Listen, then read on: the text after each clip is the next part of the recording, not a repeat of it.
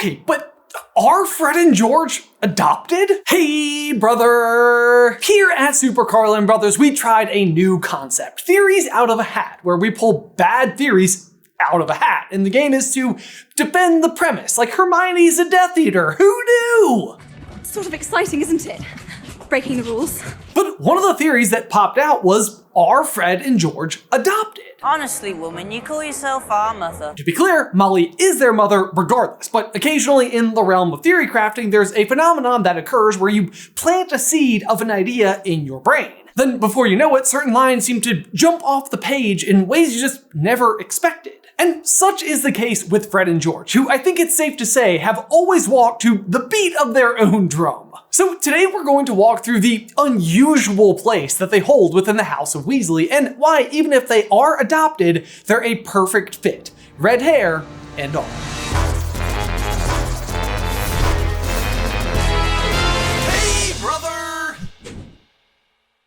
Okay, so is there any reason at all to believe that this could be true? It's certainly never touched on or even remotely suggested in the narrative that the twins are anything other than biological sons. But there are a few Freudian slips. In our Theories Out of a Hat video, the first piece of evidence that we jump to is the scene where Ron receives his prefix badge in Order of the Phoenix. Ron held up his badge. Miss Weasley let out a shriek just like Hermione's. "Oh, I don't believe it! I don't believe it! Oh, Ron, how wonderful! A prefix! That's everyone in the family!" "What are Fred and I? Next door neighbors?" said George indignantly as his mother pushed him aside and flung her arms around her youngest son. It's a really weird mistake for Molly to make at all, just not including the twins in this statement, especially when they are hot off the heels of their own new magical accomplishment, which is passing their apparition tests. Harry, thought we heard your dulcet tones. Don't bottle it up though, mate. Granted, they have been annoying everyone in the house with it, but still. Ow! What's really interesting about her making this comment is the specific chapter it takes place in.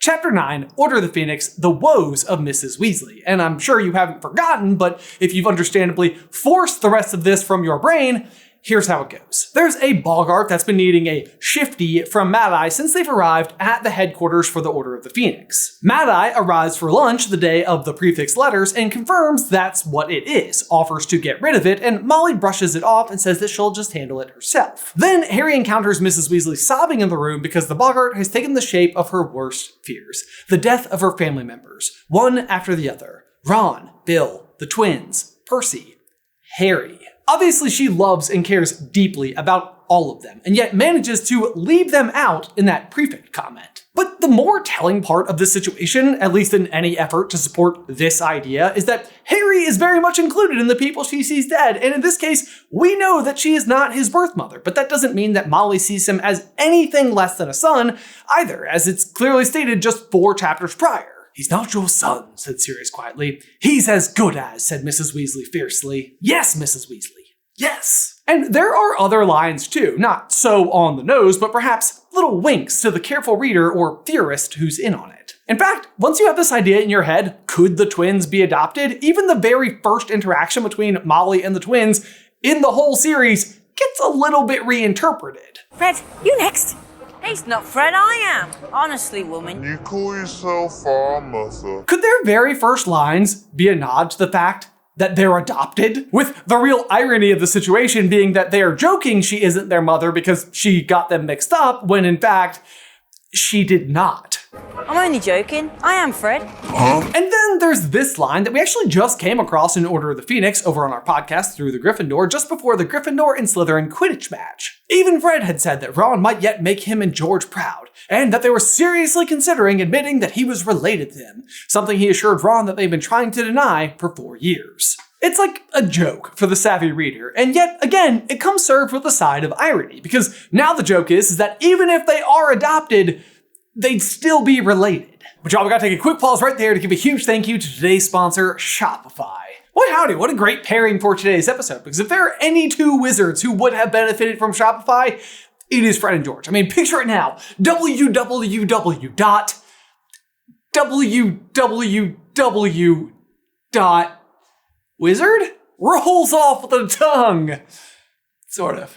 But we've just turned the page on a new year, and if that urge to open the joke shop you've always dreamed of, or just any other business, this could be your year, and Shopify is the tool to help you on your journey. And here's the thing, when you haven't started, it can feel like it's too late. Like maybe there's already a joke shop that starts with Z and ends with Onkos. Where is the room in the market? But whether you're looking to dip a toe into the entrepreneurial waters or just go all in, Shopify can help. Because as you grow, Shopify grows with you. Handle more orders, expand to new markets, and do it all from the same dashboard. So in 2026, stop waiting and start selling with Shopify.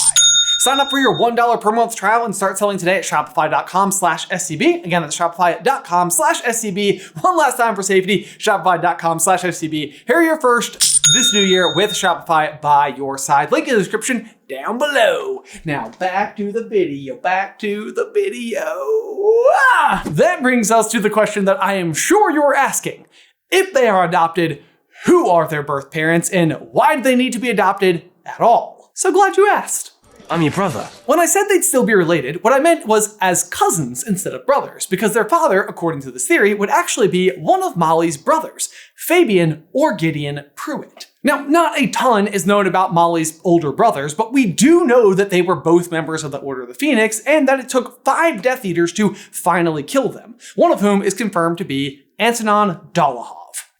Well, I hate that guy. And trust me, by the end of this video, you will too. Probably already did because he's like a Death Eater and does all these terrible things, but you should just wait. Otherwise, we note that upon turning 17, Molly gives Harry a golden watch that used to belong to her brother, Fabian. But other than that, the main connection most fans draw is that Fabian and Gideon's names start with the letters F and G, just like Fred and George, and assume their names are a deliberate reference to Molly's brothers. So the very basic theory is just that one of them had twins, and then upon their death, Molly adopted the boys and raised them as part of her family. Which unfortunately isn't hard to imagine given the times, and a lot of what we are seeing as the direct result of the 2 Wizarding Wars, especially amongst members of the Order of the Phoenix. Like obviously, Neville is being looked after by his gran, and Teddy Lupin is also being raised by his grandmother. And then of course we have Harry, who is being raised by the Dursleys, despite this truth being in play. Why could some wizarding family not have taken you in?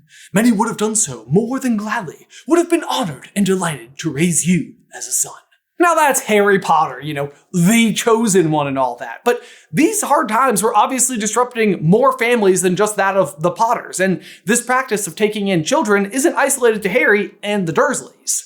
But wait, I hear you saying, last I checked, it takes 2 people to make 2 more people in this case. We're identical. What of their birth mother?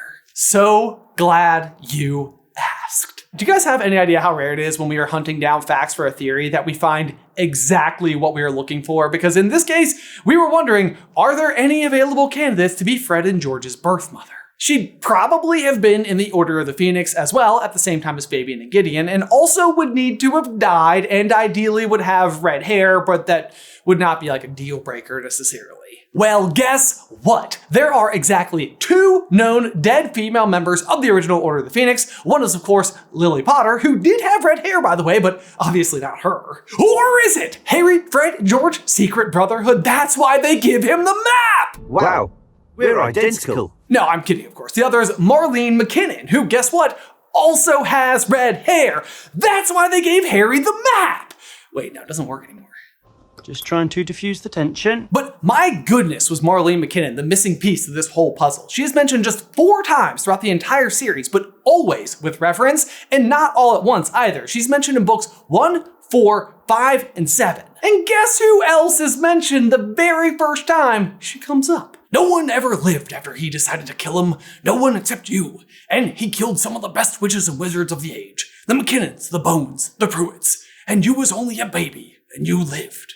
And later in Deathly Hallows, we also get this mention of the McKinnons right here. Wormy was here last weekend. I thought he seemed down, but that was probably the news about the McKinnons. I cried all evening when I heard. And you might be keen to point out that they both say McKinnons, plural, like maybe a couple? But Hagrid also says Prewetts, and in that case it means siblings. And I think the same is true for Marlene. Because here is a deep Potter fact I bet you didn't know, there were going to be 2 other McKinnons in the story, Elspeth and Angus. They were both mentioned in the early drafts of Philosopher's Stone, but later dropped from the story entirely. And that's partially why I think that these 3 must have been siblings, because with the exception of Harry, it doesn't seem like Voldemort specifically goes after children. So if it's like a whole family situation, it seems like 3 siblings still fits the bill. Nonetheless, they seem to have continued to exist in the ether as the rest of the McKinnons, plural, that the Death Eaters killed, wiping out their whole family. So if this is all true, it would mean that Voldemort disrupted and separated 4 key characters from their birth parents: Harry, Neville, Fred, and George. And it would be because all of their parents' involvement in the First Wizarding War, and more specifically, the Order of the Phoenix. Which, then if Fred and George know, then maybe they'd have a specific and special kinship to Harry because they share this dark origin. Maybe that's why they gave Harry the map! Actually, that one kind of works. Mischief managed. But if we figure Marlene McKinnon is the mother, then between Fabian and Gideon, who's the father? And I'm here to suggest Fabian, although warning, this is devastating. Because, like we mentioned earlier, Rookwood is one of the 5 Death Eaters involved in taking down the Prewetts. Then, at the Battle of Hogwarts, it's an exploding hallway that kills Fred, and we don't know which Death Eater caused it, but Fred is actively joking with Percy the moment of his death, and just moments later, there is someone very specific that is the target of Percy's rage. He saw many people running backward and forward, whether friends or foes he could not tell. Rounding the corner, Percy let out a bull-like roar. Rookwood! And sprinted off in the direction of a tall man who was pursuing a couple of students. Ugh! Does anyone else hate Rookwood like 10,000% more than they already did? He killed Fabian and Fred. You see? He killed Fabian and Fred. Go! But that's not all either. There's one more really specific reason, and we've already mentioned it. Fabian's golden watch. Now, you might be thinking, Ben, Molly gives Fabian's watch to Harry, not to, Fred or George. Bit odd to pass down their birth father's watch to Harry, of all people. That's why they give him the map! Right? But it's just as Molly said earlier. Harry isn't her son, but he might as well be. So here's the thinking. Fabian's watch is not a Weasley heirloom. It's a Prewett heirloom, and Molly, consciously or not, passes it to someone who shares her experience of being chosen into the family, rather than born into it. Harry, how wonderful to see you, dear. Plus, on that exact note, Harry is the chosen one. Okay, sorry. Just trying to diffuse the tension. All kidding aside, with the full disclosure that this idea began as a joke, do I think that it actually holds weight as an idea? Absolutely. Because at the very core of this story is deep themes of family, love, and acceptance. And biology hardly matters. Found families prove just as powerful. Voldemort preaches pure blood superiority, that only very specific lineage is acceptable or capable of being great, a sentiment hypocritical to his own existence as a half-blood. Meanwhile, Sirius finds a home with the Potters. The Marauders accept Lupin wholeheartedly. Luna's painting of Harry, Ron, Hermione, Neville, and Ginny on her ceiling. And of course, Molly and Arthur see Harry, and maybe also Fred and George, as good as sons.